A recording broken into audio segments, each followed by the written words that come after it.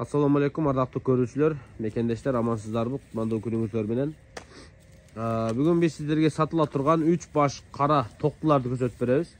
Мына ушул кочкордон качып атат, же качкан. Кыскасы ушул кочкор менен жүрүп атат. 3 баш токту, бирөөсү козу тиш, мына ортодогу 2 тиш, аркы 4 тиш. Бирок 4 тиштер бийил 4 тиш жарган да. Шуну 1,5 жаштык. 1,5 жаштык экен. Ну, биринчи туут. Мынагы 2 тиш экен. Мына. Буйрустагы ушул 2 тиш, а мынагы болсо козу тиш экен. Кочкор ушуну кууп атабы азыр? Ушуну кууп атат. Бул былтыр эрте туулган козубу? Сас козу тиш экен да, 1 жылга жакындап калыптыр. Мына кара кочкордон качып атыптыр.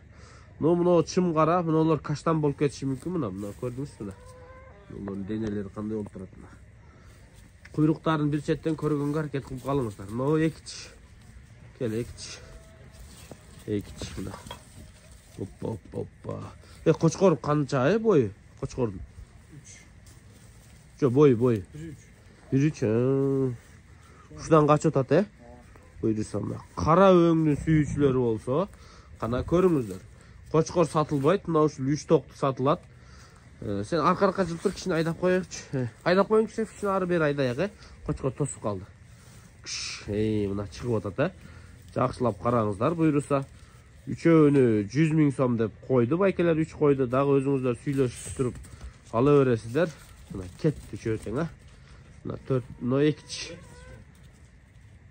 калды.